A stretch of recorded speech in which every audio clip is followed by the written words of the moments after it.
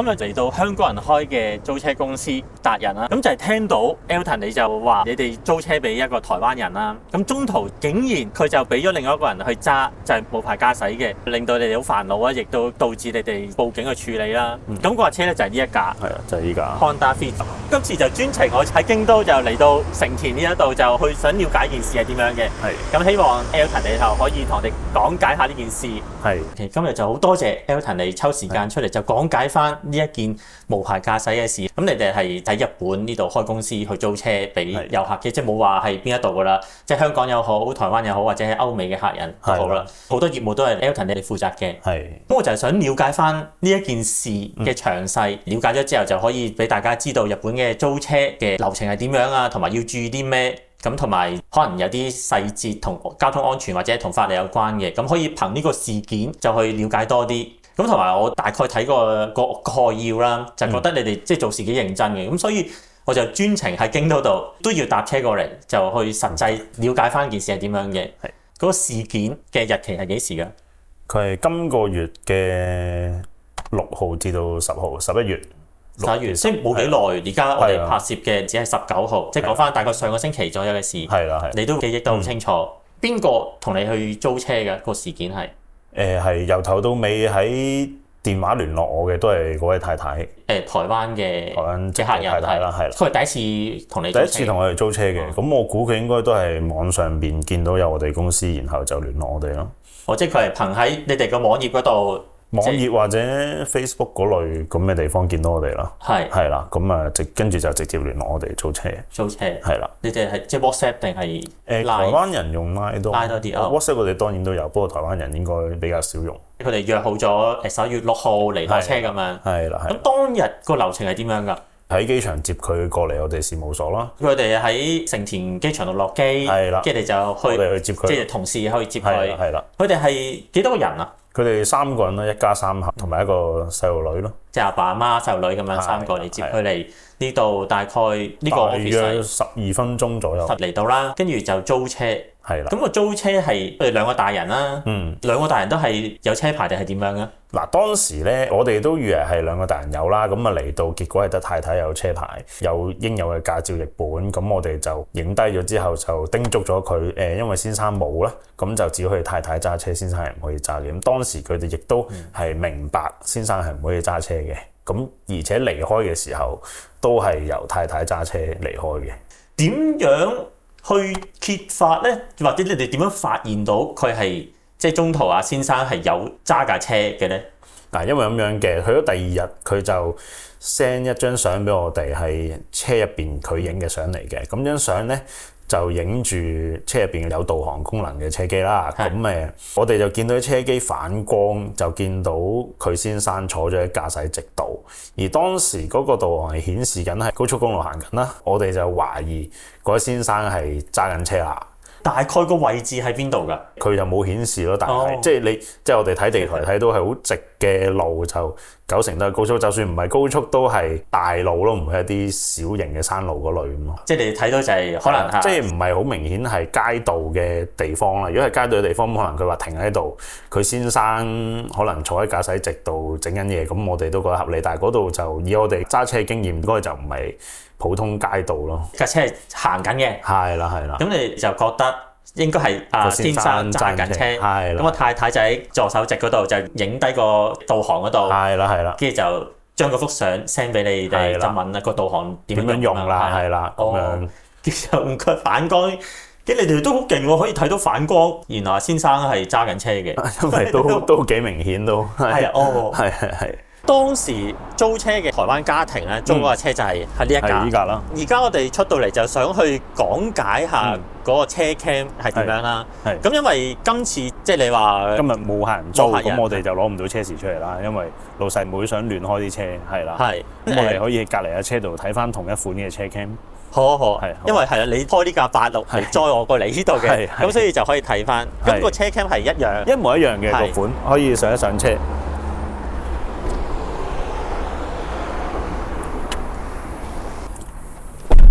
send 張相問你個導航係點樣，即係喺呢個導航。其實都係同款嚟㗎啦。哦，係啦，咁當時係有接駁住地圖嘅，我哋試下接駁咗地圖俾你睇一睇。係，我而家咁樣影個倒影都影到你個樣，係好清楚㗎。所以其實係唔會睇唔到㗎。我而家試下接駁個地圖啦。係啦，咁因為而家個畫面比較黑啦，咁個倒影就好清楚。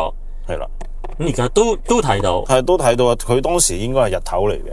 係咁當時就係影住個地圖，咁佢就反射到司機位嘅樣咯。係啦，跟住你睇個地圖就係即係似係高速公路，唔係呢啲咁嘅好多建築物嘅路咯。係啊，架車係開緊啊，不過就咁喺呢個鏡頭裏面係睇唔到架車係喐唔喐緊嘅。係啦，睇唔到唔喐緊，但係喺個高速度以我哋嘅經驗就似係喐緊。咁當時當然我哋冇證據，所以就冇即時話佢係有咩問題啦。我哋去一啲，譬如呢啲咁樣高速嘅路，你係會見到，即係假設架車依個，你係見到唔會停喺啲路上邊問嘢噶嘛。所以我哋係有理由懷疑架車係行緊咯。係啦。咁同埋你哋真係有 check 過呢個？係啦，最後 check 翻係有啦，當然個片係影到阿先生係有揸緊車。係啦，即係睇到個窗外面啲風景係喐緊啦。係啊，喐緊。咁係啦，咁好明顯嘅證據啦，冇得走啦。係啊。即係佢哋台灣人嘅情況之下，佢哋要出示乜嘢先可以喺日本度合法揸車？首先佢哋台灣本身嘅駕駛執照啦，然後日本通用嘅台灣駕照譯本啊，佢哋叫做係啦，咁同埋一個佢哋嘅 passport 咯，係啦，咁我哋都要確認到佢係合法入境噶嘛，係咁樣咯，即係對下 passport 對翻係咪佢本人咯，係啦，就係咁啦。太太呢啲資料全部都正確嘅，咁喺合約上我哋都會租車俾佢，係啦。咁即係即係台灣嚟日本揸車就唔需要國際車牌嘅，係啦。嗰個譯本係啦，加埋實際台灣嘅車牌就可以喺日本合法揸車嘅，係啦。咁就係太太出事咗，咁嗰位先生就佢話佢忘記咗攞嗰個譯本，佢有冇俾過台灣嗰個駕駛執照你睇？亦都冇，係啦。咁我哋就話先生唔可以喺日本揸車啦，係啦，咁佢哋當時都明白嘅。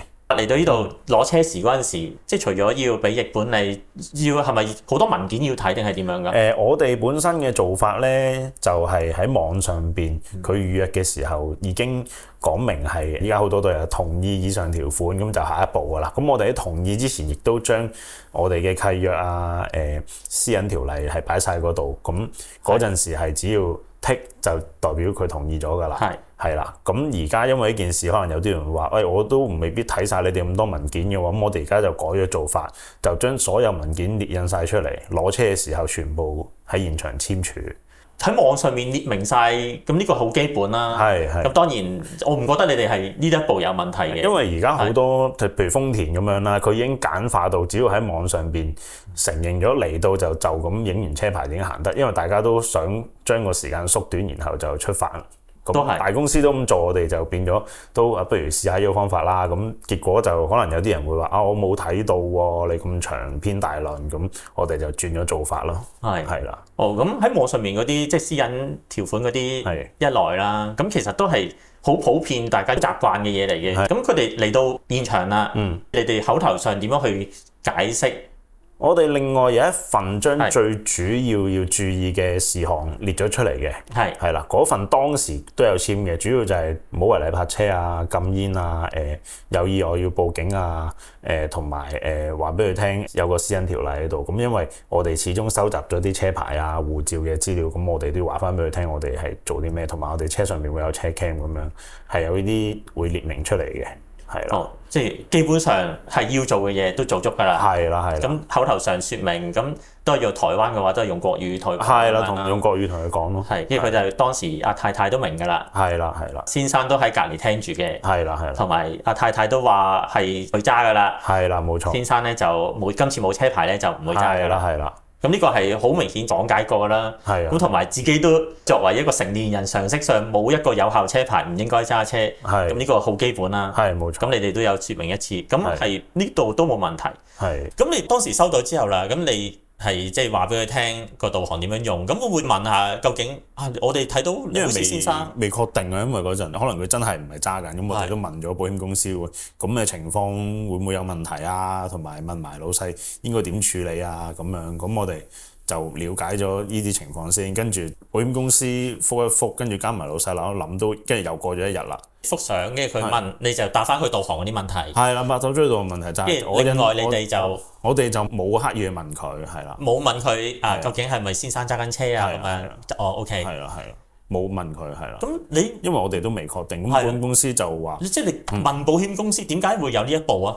因為驚喂你冇車牌揸唔揸得㗎？會唔會影響？即係假設有咩意外，會唔會要我哋去負責啊？咁樣我哋問咗保險公司，合唔合法係即係一回事啦。加上如果冇有效車牌揸車，即係就咁揸車都當然唔得啦。咁萬一發生意外嘅話，即係保險可以唔賠嘅。係可唔可以會唔會唔賠咯？即係你哋有呢個擔心，你就向保險公司度即係查詢呢件事。係啦，咁保險公司就知道我哋係有裝佢哋嘅車 cam 咁，咁保險公司就叫我哋。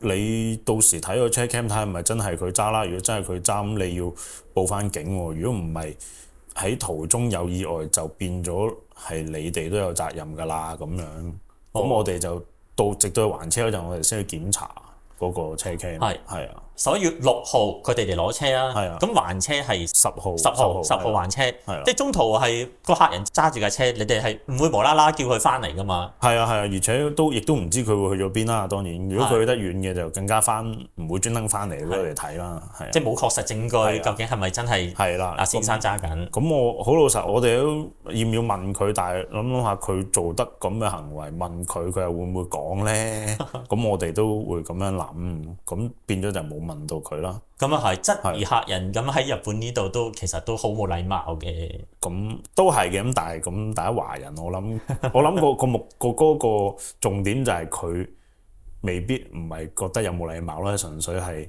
可能佢會話我冇啊，你見到我先生坐喺度，佢坐啫嘛，佢冇爭，咁可能有呢啲拗撬就無謂咯，係咯，咁因為加上嗰陣又未有實質證據，咁佢到還車，我哋去睇翻嗰個車 cam 就真係有證據啦。當日即係你哋即係 mark 低咗呢件事啦，咁佢哋就10號就嚟還車。當時嗰個情況係點樣啊？你點？當時我唔喺現場嘅，同事喺現場啦。即係佢哋還車喺你呢個辦公室。佢哋喺酒店門口還車。即係都係附近㗎啦。係啊，喺成田機場附近嘅酒店還車嘅。係啦。咁同事就即刻去檢查嗰個車 cam， 就睇到係的確佢先生係有揸車，而且係幾乎全程都係佢先生揸嘅。即係點樣？即係叫佢哋喺度等緊，叫佢等一等先。係啦。跟住就你個同事就去架車度。係啦。即係點啊？係喺架車上面睇定係拎喺個車上邊撳嗰個車 cam？即係個車上面可以 play 嘅。係啦。咁就喺個揀啲日子去睇。係啦。就影低咗真係個先生揸緊車嘅片段。係啦。OK，個車 cam 就係咁樣嘅。就係呢個啦。係啦。咁佢係有前邊啦，同埋後邊嘅攝錄功能嘅。即係呢一個就拍晒前面係啦，前後嘅，同埋車入邊嘅，係啦，咁樣。咁佢係有呢個事故聯絡功能嘅，係啦。咁基本上如果有意外咧，撳呢個掣就會直接打去 call center。咁佢係有安全駕駛輔助功能嘅，駕駛人設定啦，係啦，直頭係行駛嘅時候偏離咗車道，佢都會有警告啦，太近都會有警告啦。即係太近前面架車，係啊，太近前後都有警告嘅，係啦。咁同埋司機爭車嘅時候，如果係恰着咗，佢都會偵測到，都係有警告嘅。咁同埋佢當假設有意外發生嘅時候，佢都偵測到司機係唔係失去咗意識。咁當然呢啲功能都可以取消嘅，但係就取消咗就保障唔到客人嘅安全啦。但係如果有咩事發生呢？假設係少人嘅地方就真係冇人知啦。咁就冇證據證明佢唔啱定係人哋唔啱啦。一來冇證據證明啦，二來假設真係可能只有一架車自己車造成咗一啲意外，真係失去咗意識，就可能就冇人知咯。係啊，即係保險公司提供嘅。係啦。呢一個車 cam 即係有冇同客人去大概講解係點樣噶？有嘅，有講到嘅。租車嗰陣時介紹下架車。應該咁講啦。自從嗰件事之後，我哋而家會更詳細解釋啦。之前只係會話俾你聽啊，呢個有錄影功能，有會偵測司機會唔會瞌着啊，或者失去意識啊。簡單講一講，而家係再詳細啲講咯。呢個鏡頭錄影咗都唔會直接通知，有警告都係喺架車裏面有警告嘅啫。係啦，同埋我覺得有係好啲嘅，因為假設有咩意外，真係靠佢嚟做成證據咯。係啦，check 到啦，跟住個同事翻嚟，跟住點樣去？都冇翻嚟，直頭喺現場就同佢講係我哋見到你係無牌駕駛喎，係唔合法嘅喎，咁我哋會報警處理。咁個先生同太太當時嘅反應係點樣啊？呢個我都要問翻同事，呢個佢都冇講到當時嘅反應，但係先生係有交出佢嘅護照俾我哋影低嘅。即係當時佢係合作嘅。係啦，即係你話驚可能驚即係報警或者同保險公司講嗰陣時要呢啲咁嘅資料，咁你就問佢攞，咁佢都阿先生都俾你有提供嘅，係啦。即係俾個 passport 你睇啦，應該係啦。咁等警察嚟期間咧。即係你嗰陣時已經係報警㗎啦，報咗警㗎啦，係啦，即係打或者110咁樣，係110啦，110即係緊急跟住報警，啲警察係話咗俾你聽，佢哋係會嚟嘅，係啦。咁等緊佢期間，佢太太就話啊，我哋唔知道冇呢個日本唔可以日本揸車喎，唔關我哋事喎，咁跟住就坐車離開咗現場。咦，咁樣佢講嗰件事同你交車時俾佢係兩個版本喎。係啊，係咯。即係我自己咁諗啦，就算你當我冇講，正常喺一個任何國家冇車牌都應該唔揸車係常識嚟。係呢個常識啦。咁同埋你哋真係有講到嘅，交鎖匙嗰陣時有講到㗎嘛？係啦。就係講咗話報咗警，可能咁都係嘅。佢哋可能驚有咩事嘅話，唔知點算咁樣。即係佢哋做嘅嘢係唔啱，但係明白佢哋嘅心理點解當時會嘅咁嘅反應。等警察嚟㗎嘛。係啦。但係等警察處理啦。咁佢哋就要走去邊度啊？我唔知佢哋走去邊，總之佢哋上咗車離開咯。即係上咗另外一架車離開咁。係啦，咁我哋係唔可以揀留低佢喺度噶嘛，係啊。同事見到都係咯，都唔可以阻止佢嘅，即係有身體接觸就更加麻煩呢啲情況。係啦，咁就只可以睇住佢走咯。咁啊之後警察嚟到，就我哋將成件事講翻俾佢聽，然後將我哋嘅營業資料同埋將客人提供咗俾我哋嘅資料就交晒俾警察啦。警察係嚟呢度攞資料定警察會？喺酒店現場，喺現場架車冇喐過，等警察嚟。咁你啲文件喺晒手㗎啦，跟住就交俾警察。係啦。咁警察有冇話叫你去交嗰段片個 file 俾佢哋啊？有俾咗佢哋。有俾咗佢哋。俾咗佢哋㗎。即係用張 SD 卡點樣去俾佢哋？唔係入翻電腦俾佢哋咯。即係之後俾翻佢，係。即係佢可能有個網站就叫你去 send 佢呢度。佢哋當然係最傳統嘅方法係郵寄啦，當然都係。即係你。即係都係成田警察處啫，都係揾一張 SD 卡，唔係 SD 卡，唔係我哋就燒碟咯，係咯。即係燒，即係好最傳統嘅方法啊，係啦。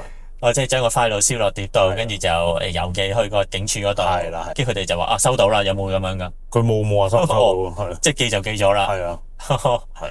咁警察即係嗰日係10號嚟啦，咁警察嗰度，咁到而家19號啦，咁有咩進展啦？警察嗰度嗱，警察當時就已經回覆咗我哋，因為佢喺駕駛期間都冇發生意外。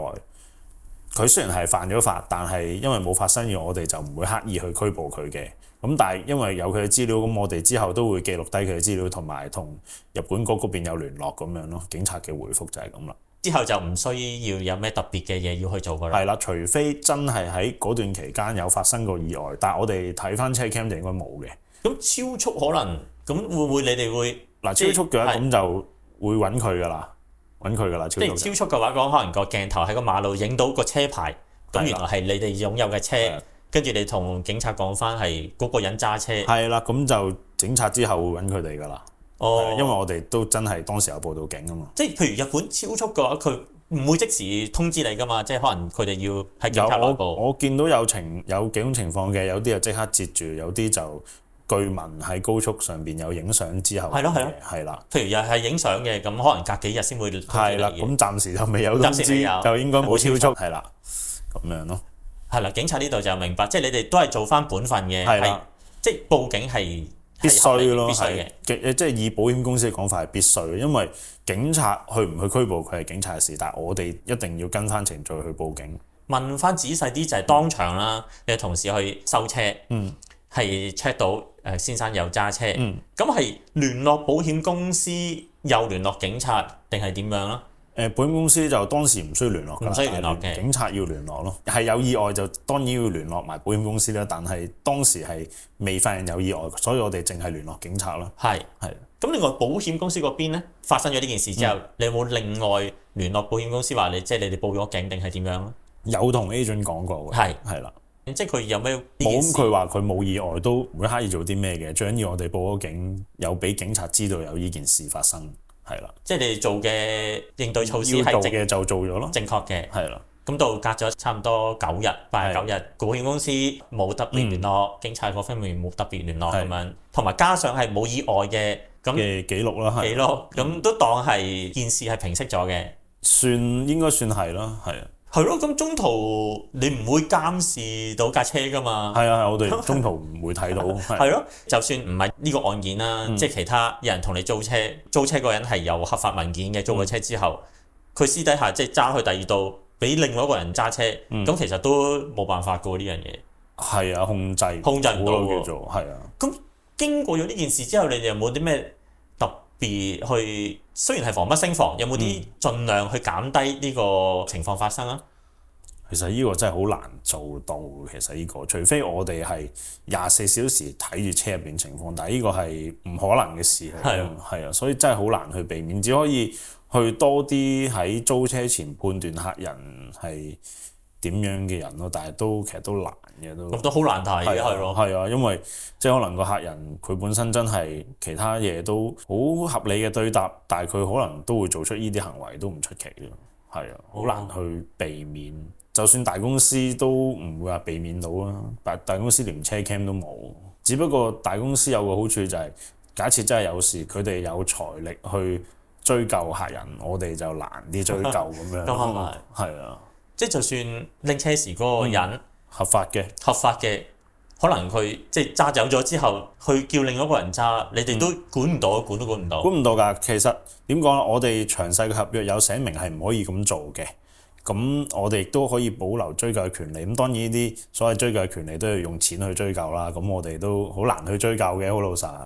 咁呢個除非佢真係發生咗啲好嚴重嘅事，就要去追究咯。係。先生嗰度佢就冇有效嘅執照駕駛咗，會唔會影響到佢第時喺日本出入境嗰度有冇？據我所知會有嘅，因為前幾個月已經有一位香港人因為過往喺日本超速而被拒入境。咁即係其實話之前有好多人都話日本犯法怕咩啊？遊客啫嘛，走咗就落嚟唔好。咁其實原來唔係嘅，日本嘅警察同埋日本局佢哋已經有啲關聯去禁制一啲遊客嚟犯事嘅。係啦，咁我估佢呢個情況都有機會被拒入境嘅，都有機會。當然警察亦都未必會話翻俾我哋聽啦。咁係。係啊，呢個真係出國嚟到日本揸車真係要小心。咁呢個係零舍係離譜啦，我覺得係冇有效執照呢個。係。透過呢一件事，我覺得了解多啲，原來實際情況真係冇有效嘅駕駛執照揸車，咁真係會發現到呢樣嘢。係。咁同埋即係透過呢件事咧，可以理解到租車公司其實對於客人嘅安全啊，或者係喺路面上嘅途人嘅安全，咁都會做足晒要做嘅嘢，即係譬如有車 cam，即係買晒保險咁樣。我覺得呢個係對於出外旅行租車嗰陣時，呢個係好大嘅保障。補充多少少啦，之前我上網睇過係有人冇駕駛執照揸車，咁啱又俾警察截到嘅，係有少少情況嘅。咁日本警察嘅做法通常都係叫佢唔好再揸車。如果車上面冇任何一個有合資格揸車嘅人呢，就會叫嚟拖車。如果唔係呢，就最多叫佢唔好再揸嘅啫，因為未發生意外，係咁樣嘅，係有呢啲事發生過嘅，係啦。咁就冇辦法啦。咁係咯。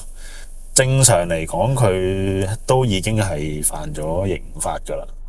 係咯，冇牌駕駛，係呢個好明顯，常識上已經知道係犯法嘅。咁就希望大家自律啲啦，只可以。你哋做嘅嘢都即係好合理，即係要做嘅嘢都做咗。咁可能有陣時即係租車嘅，咁其實架車冇穿冇爛嘅，咁 check 完覺得冇事就冇問題㗎啦。可能有啲咁嘅情況，我就係睇到你哋嘅處理手法係幾認真嘅，咁我先即係特登走過嚟了解件事啦。你處理得咁認真，咁我就覺得喺你度租車嘅可能即係比較多一份安全感啦。即係你哋會去努力去跟進嘅。多謝多謝，因為咧我普遍見到好多人嚟日本租車，點解佢哋會揀大公司而唔揀細公司？因為佢哋覺得細公司好多細節都可能好求其，咁我哋就想盡量做好啲細節，令到啲客人都會覺得誒細公司都可以嚟租車喎，唔一定下下都同大公司租咁樣。係啊，因為據我所知因為成日都睇到好多人喺細公司租會遇到一啲突發情況，咁我哋都盡量想避免呢啲事發生，等啲客人有信心。今次呢件事嘅中途，佢哋就俾幅相你去睇，問下個導航點樣用。如果唔識日文嘅話，如果問翻日本嗰啲公司嘅話，我諗都幾複雜下。都唔會問到啊，因為嗰啲公司基本上只係接受電郵或者電話啫嘛。係。咁電話佢就基本上係日文㗎啦，電郵可以英文嘅，咁但係佢都唔係即時覆咯。係啊。咁係今次就即係你哋係識中文嘅，咁你可以即刻教到佢。係咯，教到佢點樣用個導航。除咗導航之外，或者係有關一啲日本揸車裏邊有啲問題嘅，咁問你，你哋都可以答到佢。咁呢個我覺得係其他日本公司未必即時做到，即係可能要用啲時間。但係當時個人喺個馬路上面或者係要開車嘅話，咁好心急想要個答案嘅，咁你哋都幫到佢。即係呢個係幾好，我會覺得。呢個都係一個優勢咯，因為之前都遇過有客人會可能問停車場點樣俾錢，因為寫晒日文，佢哋都唔識。呢個係會棘住。係啊，入油有啲可能又唔識入，咁我哋都即時答到。亦都有客人試過係直頭，佢每去到個地方都問我之後有咩好介紹，咁我哋都時間許可，我哋都會回答嘅。係啦。呢個係咯，唔應該問租車公司嘅，應該緊要啦，答到我哋都答嘅。呢個係服務係幾好，即係有架車人去咗外地唔係好識路，有啲 service 基本上係合理嘅，同租車有關嘅呢啲服務，我覺得係可以用自己熟悉嘅語言去享用到呢啲服務，我覺得係幾難得嘅。即係希望今次呢個事件咧就唔好發生啦。係咯，希望。同埋係咯，你哋。即係希望嚟租車，即係唔一定同我哋租，係就算喺其他公司租，手法會好啲咯。因為一啲規矩，如果太多人破壞，就會可能日本政府會改規矩，就大家到時冇得玩，就冇意思。咁今次就多謝呢個達人租車 Elton 就同我哋講解翻呢件無牌駕駛嘅事件嘅來龍去脈啦，好多謝你抽時間同我哋解釋嚟京都過嚟。咁希望即係如果有觀眾睇到係達人租車嘅，佢哋做嘢係幾認真嘅，咁不妨有需要嘅，咁我都希望可以幫到你。你今次係專登抽時間嚟，即係為我哋解答嘅，咁我係攞咗你啲時間，咁我都希望即係觀眾睇到嘅有興趣嘅可以去你網頁啊，去聯絡下你哋問下租車呢啲事宜，咁我都希望可以幫到你。咁尤其是係你哋做事認真呢一樣嘢，就我覺得係真係要親身嚟嘅。我本身即係聽到之後咧，我覺得用 Zoom 嚟網上面講下就算數啦。咁原來實際嚟到呢度咧，有車 cam 可以睇到，同埋實際有架即係當時發生嘅車，咁成件事唔同晒。好，多謝你。咁希望多啲客人之外，咁同埋唔好有咁多呢啲咁嘅意外啦。多謝晒你。多謝你。